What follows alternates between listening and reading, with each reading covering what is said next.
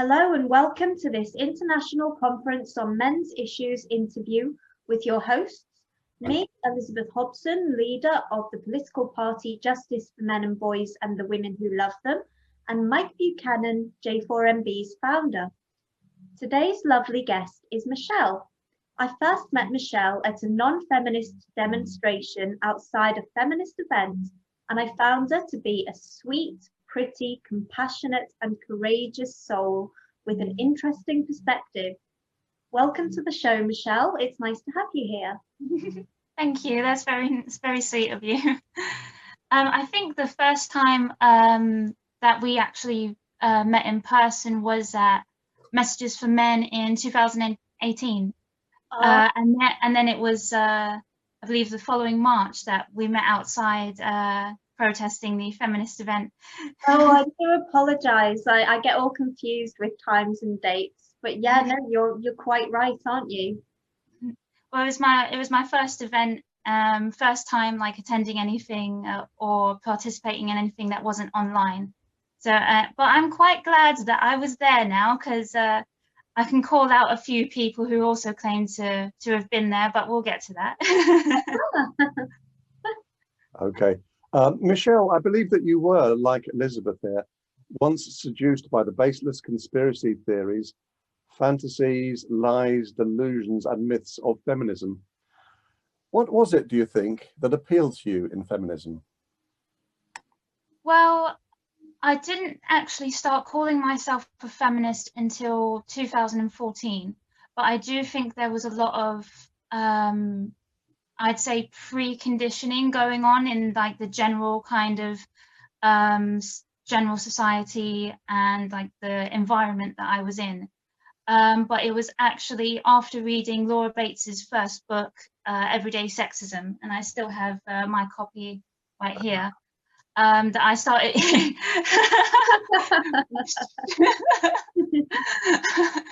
Yeah, and so it wasn't until then that I started calling myself a feminist. And before then, I did have a few stereotypes in my mind of what a feminist was.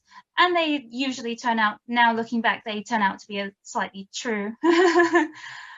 And so, yeah, it was after reading her book. And her book very much encourages particularly young women to participate in activism on social media, whether that's on Twitter, anywhere they can find, really.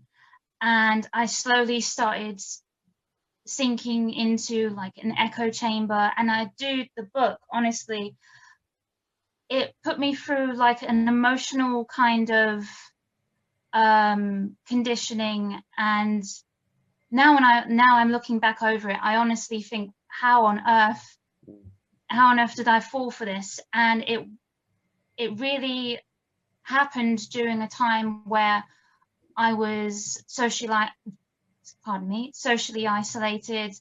At the time, I was caring for my elderly father and pretty much doing all the day-to-day stuff on my own from a very young age. And I didn't have a lot of self-confidence. I didn't have a lot of support around me in general. I came from quite a dysfunctional family, and you know, I made a few notes as well, because I feel like I'm like that person with the red string connecting all the dots, going a little bit crazy, but it all kind of links together now. And looking over Everyday Sexism, now that I've come out of it, it feels like, whether it's intentional or not, it really feels like it's aimed at maybe women and young girls who have had some traumatic experiences and didn't have the right support around them at the time to feel able to come forward and speak up for themselves and some of the things that had happened to them. And I knew a lot of girls my own age who had also been through abuse and had been ignored or not supported in the way that they should be. And now looking back over the book, I really feel that that is the target demographic, really, to kind of mobilize women who maybe feel that they don't have a voice towards the cause of feminism, but then it also conditions women and young girls to think that something as benign as a joke or a passing comment is a sign of patriarchy and rape culture and all of the above, everything you can think of. Yeah, so it kind of takes vulnerable young women and sort of victimizes them in a way, doesn't it? You know, like you say, it kind of weaponizes their suffering, and it's not trying to heal them.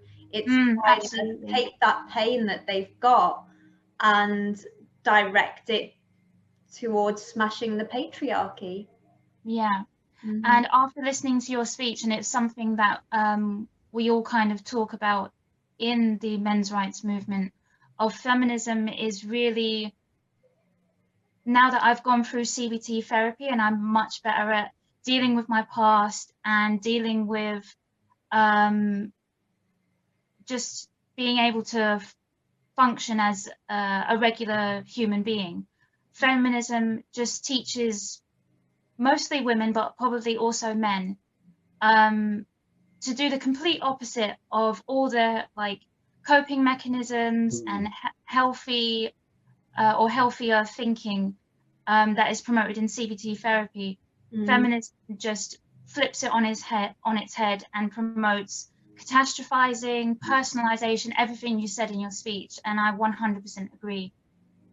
I think it's cruel, actually, because it's saying to women that it's reasonable that you're hyper anxious, and we know women are more anxious than men anyway, even though they're less likely, for example, to suffer violence on the streets.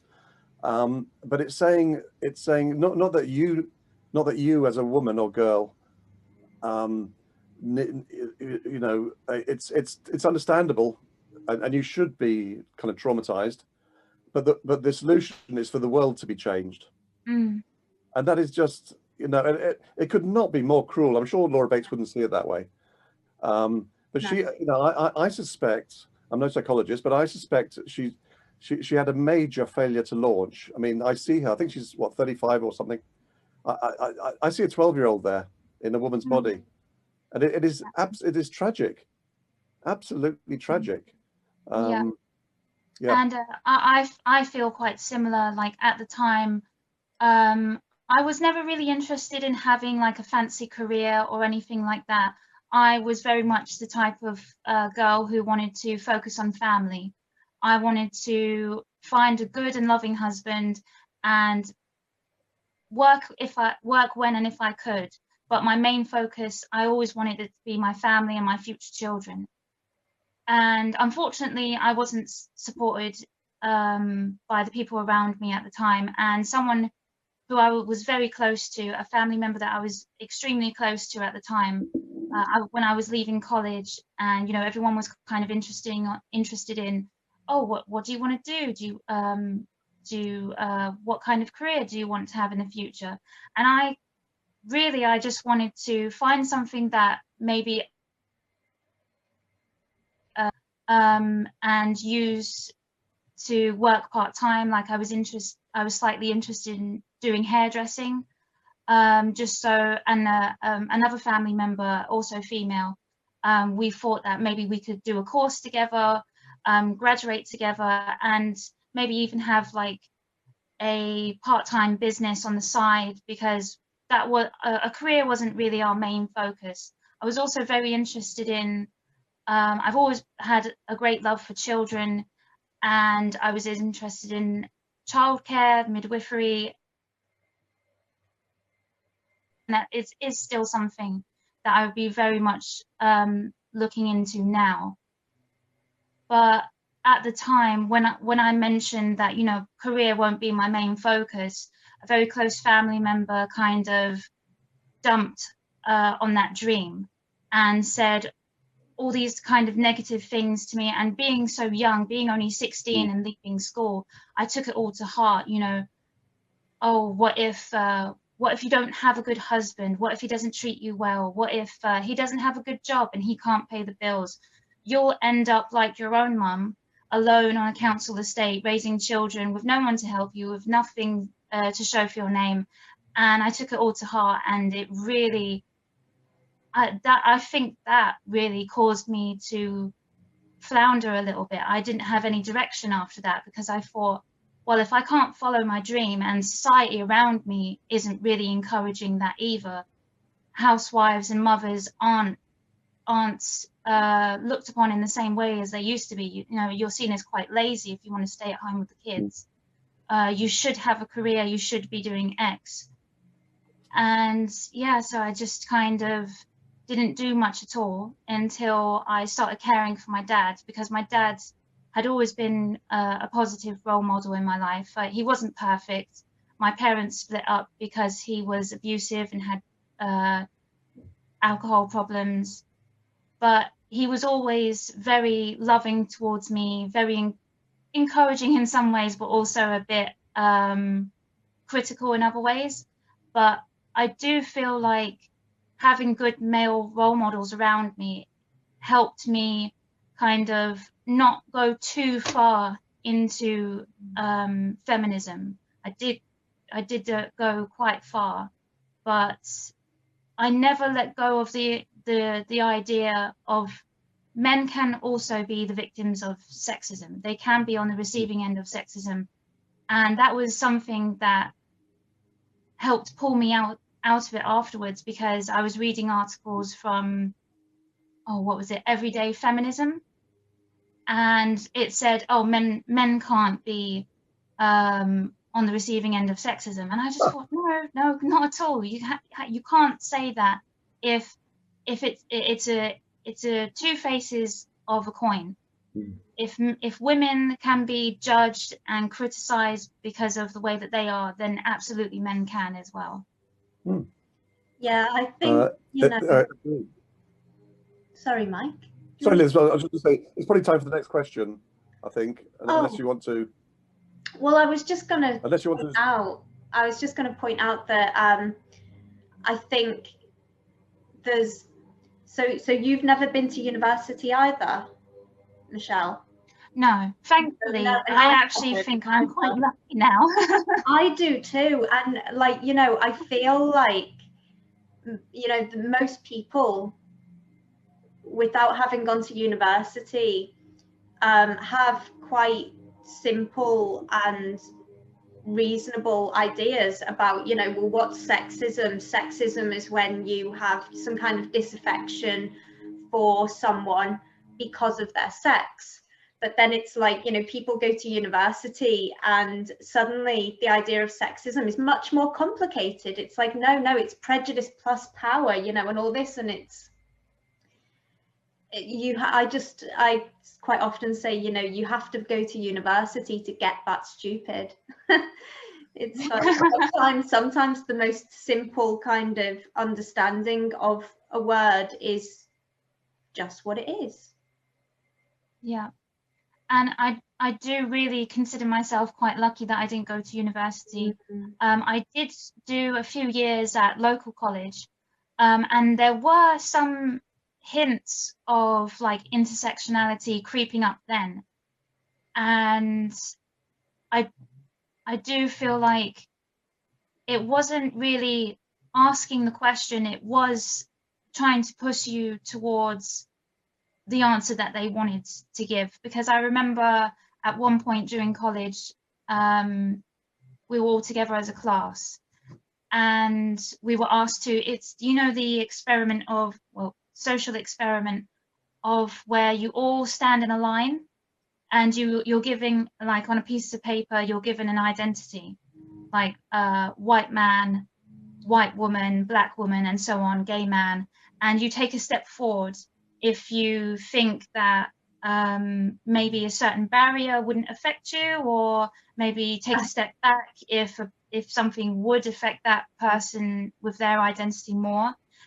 And we got to the end where the options were, and obviously I do think this was the goal that they were aiming for. You had the only identities left were man and woman, or straight man, straight woman, I believe. And the last question was, who do you think, if these people were up for promotion, who's more likely to receive the promotion? And the woman, the young woman in our class who was given the identity of straight woman, was originally from Africa, and she stepped forward because she herself believed, no, maybe sexism was a problem, you know, however many years ago, but in today's day and age, I don't think that it really affects women at all. And I do think that women would be more, she said, I do think women would be more likely to be given a promotion. So she was way ahead of the game, even back then. And there was like pushback from the class teacher to kind of like, are you sure, really? You don't think it will go to the man? What about X, Y? What if she wants to have a family? She'll be judged and all the rest of it. But she was ahead of the game. How interesting. So I'm wondering, you know, while you were in feminism, what kind of impact it had on your relationships? Well, I really hate the person that I became when I was a feminist. Looking back on my behavior and the way that I treated people, specifically my partner at the time, ex-partner now, I'd have to describe it as emotionally abusive. I became emotionally abusive, and we were codependent. He was the only person helping me on a daily basis with my dad, but I took out all my frustrations on him.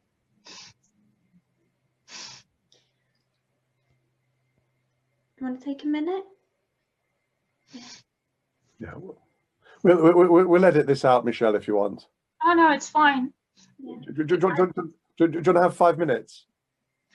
I'll be able to pull myself together, but this is also another reason why I wanted to speak out, because it's just, I really don't like the person that I allowed myself to become. I don't want to make any excuses for my past behavior, because I am 100% responsible for my own behavior and my own choices. The only thing I can really say is because of circumstances that were out of my control, such as I didn't have a lot of support around me when caring for my dad, and we all became very isolated. And my poor partner of the time, he had many issues with his family and the things that he was going through, and he was probably just thinking, I need to support her, because if I don't have her, I don't have anyone else really. But I was awful. The behavior that I, and it's also very difficult for me to remember, because depression, severe depression at the time, has a great effect on your memory, and I had to kind of look back on a few events at the time that was happening, just so I could remember what was really going on in my life and in the world at the same time. But it really pushes you towards destroying your own relationships and your own personal connections that you have with family members, maybe your romantic relationships, everything. And yeah, well, just thinking off the top of my head, really. Yeah, well, you know, it's because we do have, you know, we do have mental illness and depression and, you know, addiction and traumas that we all have to deal with. And then, you know, the thing is that you get feminism coming in and repainting everything as, you know, of course this is all happening because men are all oppressive. And if you're in a vulnerable state anyway, and then someone comes and says that, you know, it's quite easy to believe it. I think, you know, I certainly had to be in a stronger, better place personally before I could look at the situation between the sexes more objectively. Yeah. Mm. And it does kind of give people an external reason, you know, oh, I can put the blame at the feet of society, I can put the blame at the feet of patriarchy and men, and it doesn't encourage people to look at their own choices, look at where they may have gone wrong, and it doesn't give them hope. It doesn't give them any kind of ability to feel like that they can change what's going on in their life, or look at your own behavior, look at your own choices. And it's not to criticize people, it's to let them know that they have the ability to change their own life and change their circumstances. Pick yourself up. You do have the strength to overcome whatever it is that went on in the past, or, you know, maybe the backgrounds that you come from. That's not your fault. You didn't choose that. But also the choices that you make now are what matter, and that's what I try and focus on the most. Instead of beating myself up, I can admit to where I went wrong, but I do really want to focus on improving myself. And when I look back now, I honestly didn't think that I would be able to come this far. I've felt hopeless. I felt completely lost when I was a feminist.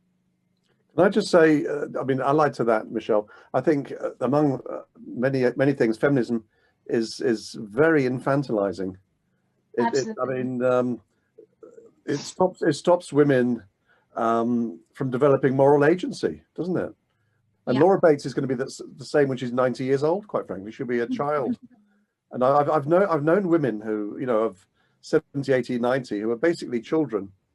And it's horrible to see, and they're miserable, and they still blame other people, you know, for things that happened 30, 40, 50, 60 years ago. It's you know, and feminists, of course, are the only group in the world who aim to make women more anxious, because it drives all the feminist industries. It's absolutely shocking. Elizabeth, I think you asked your question in your first question, didn't you? In that. Okay. Well, I think Michelle's answered my second question.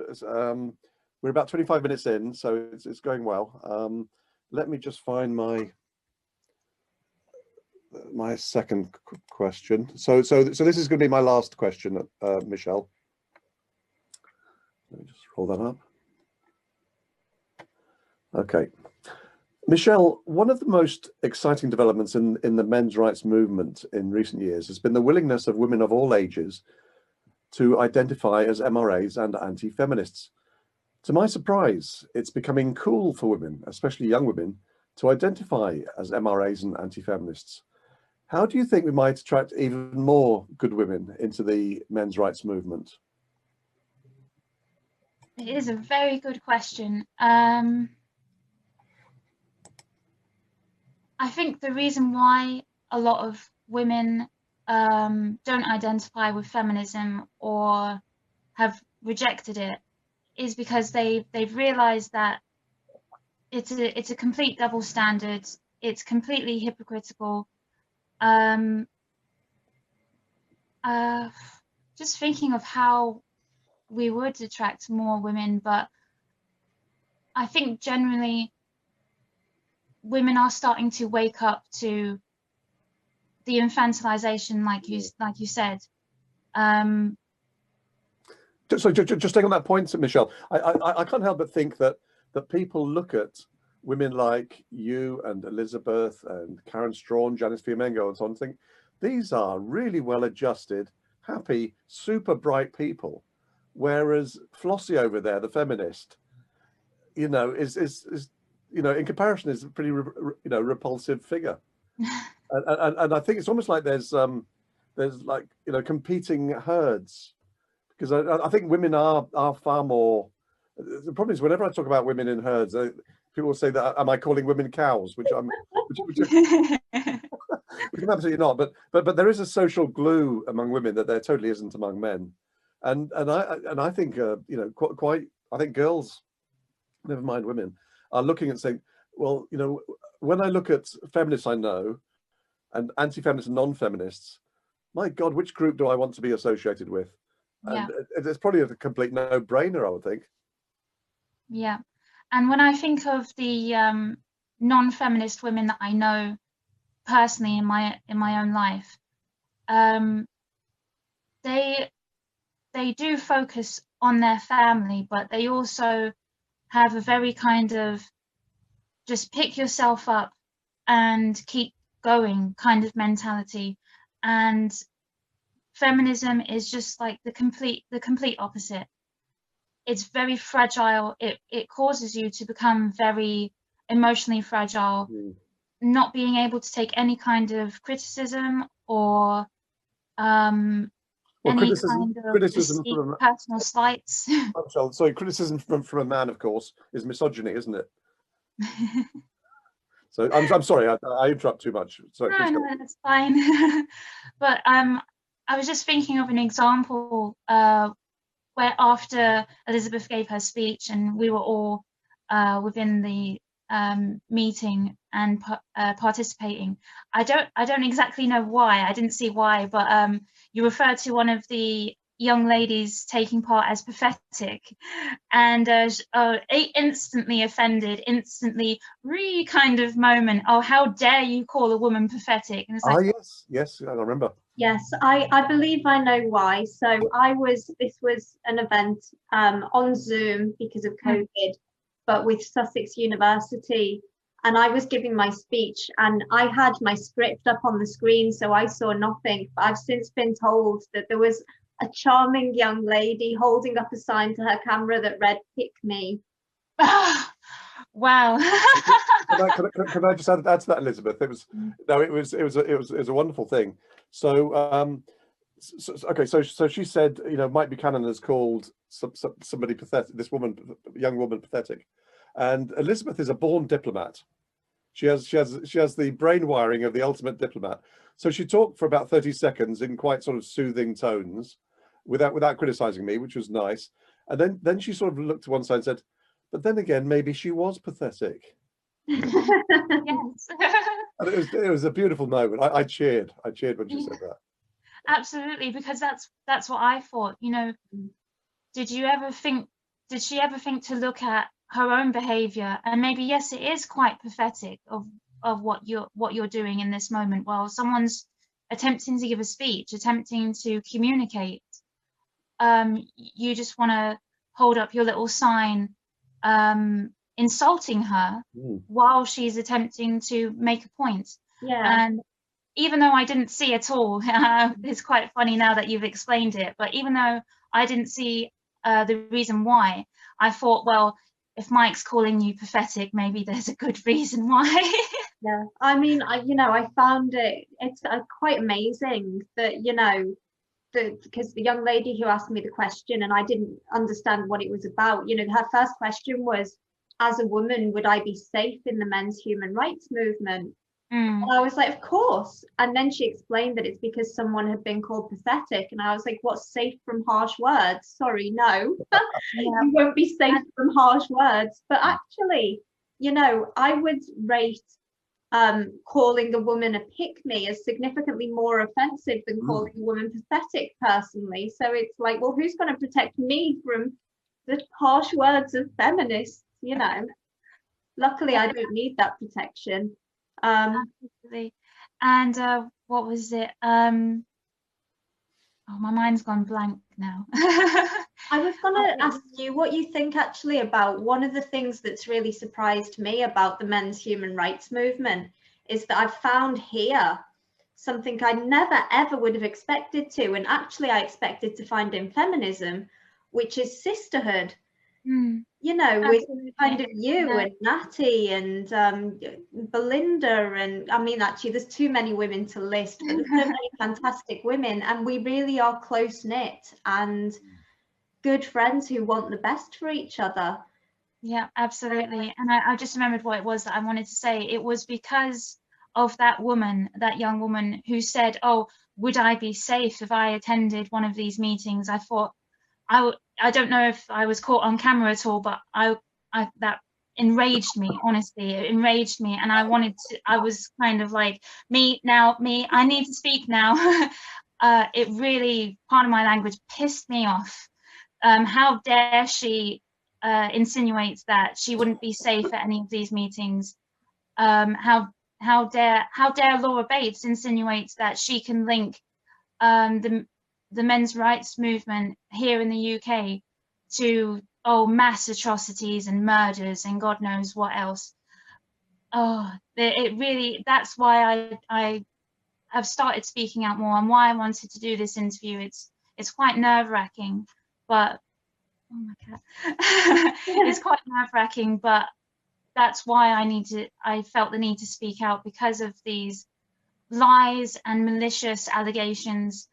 I have never felt comfortable anywhere in my whole life. Like you said, you were attracted to feminism because you thought it would be like a welcoming community, and it absolutely wasn't at all. The most welcoming community I have ever had the privilege of taking part in and joining is the men's rights movement. Everyone has been so welcoming, and especially being an ex-feminist, I was very nervous, maybe slightly nervous of how I would be received, but I haven't received any kind of negative backlash.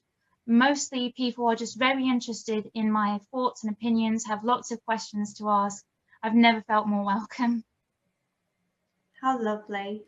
What a ringing endorsement. You'll recall Cassie Jay's story in her film that she directed, The Red Pill, of her long and painful journey from being a feminist to becoming a non-feminist after spending a lot of time with MRAs, both male and female. How did you personally escape feminism's clutches? Well, like I mentioned earlier, CBT played a big role, but also quite a few things that were going on in the world and in my own personal life. My father passed away in February 2016, and that's when I really pushed myself into CBT therapy and focusing on getting better. I had to find a job outside of the home for the very first time. So going from being isolated, agoraphobic, and having panic attacks at the mere thought of leaving the home, I was then pushing myself very hard to find a job and support myself. And also in the world at the time, there were a few things that popped up that really helped. For one, Milo Yiannopoulos, his name was going around, and at the time I was still a feminist when I heard his name, and I thought, well, he's been banned. I've heard he's been banned from Twitter. What is it really? What was it that was so bad? What had he said? What had he done? But then once I found, I was very much watching a lot of YouTube and watching on social media a lot, but because I was in a bit of an echo chamber, Milo I would describe as a slap in the face that I really needed. And once I found one video, I couldn't stop. It was like more and more and more. I think he helped me find my sense of humor again, particularly laughing at myself and the stupid things that I was repeating, the stupid beliefs that I had. And then I believe it was because I had to go back and jog my memory of the timeline. Jordan Peterson then cropped up in the media, and funnily enough, it was a trans Facebook friend that had first shared any information that I saw about him, and she agreed that, you know, with Bill C-16, you can't force people by law to refer to trans people as their preferred pronouns. You know, it should be, you know, language evolves over time, and it shouldn't be forced upon anybody, especially by law, overnight. And then once I found Jordan Peterson and I saw that video where, you know, he was surrounded by all these people that were just quite maybe not very emotionally stable, throwing a lot of accusations at him, and I could see how well he was handling the whole situation. I thought, this is amazing. How can he cope with all of this? And so then delving into one after another Jordan Peterson video, a bit of Milo, a bit of Jordan Peterson, and then after Brexit and after Trump, I started to see a lot of things that didn't line up with what I was being told to believe. You know, if you voted leave, oh, you're racist, you don't like foreigners, you're xenophobic. But then I would have people in my personal life, for example, a mixed race couple, of, you know, they're both of different races. One was white, one was mixed race, black, white, and they were going to vote leave, and I was like, wait, what? How can you be voting leave? I've been told that people who want to vote leave are racist and this, that, and the other. And oh, what was it? Then Trump's election. I realized that, you know, Hillary Clinton just expected for her just to be anointed. It was her time, Yeah. But I was following the US election very closely because from a young age, I'd always been a fan of the US. And I noticed that a lot of people were in denial of the real issues. You know, if you brought up anything negative about Hillary Clinton, it was flipped back and, oh, but Trump, this, that, and the other, Trump. So we're not talking about Trump right now. We're talking about Hillary and her own actions and what she has done. And so I wasn't under any kind of illusion that Trump will never become president. I did see that it could very easily happen. And then afterwards, I saw the excuses of, oh, the reason why Hillary Clinton didn't win is because of sexism and all this nonsense. And I thought, this is bollocks, pardon me. This is nonsense. And so those events helped me, like, they did shake my belief system and really helped me get to grips with reality. And so a lot of looking back on my own behavior, I stopped calling myself a feminist in January 2017.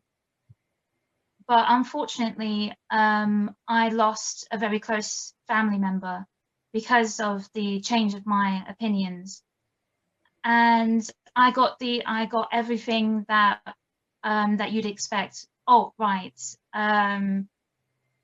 even borderline Nazi and stuff like this from someone I thought was extremely close to me. Just a onslaught of insults and ad hominems, not listening to what I really had to say, just the usual talking points. And I thought, we're close, we're basically family. But now it's a complete 180. And unfortunately, since then, I don't have any contact with them, and that was quite heartbreaking. But it was also a sad place. It's almost like, you know, whatever politics she's influenced by have encouraged her into black and white thinking. Yeah. It's a man. A man. Sorry. Wow, that's even worse. Wow. Can I just go back to the issue of humour and so on? Because to my mind, having a good sense of humour is the greatest stress buster in life. If you can laugh at things, I mean, feminists, of course, are famously miserable, aren't they?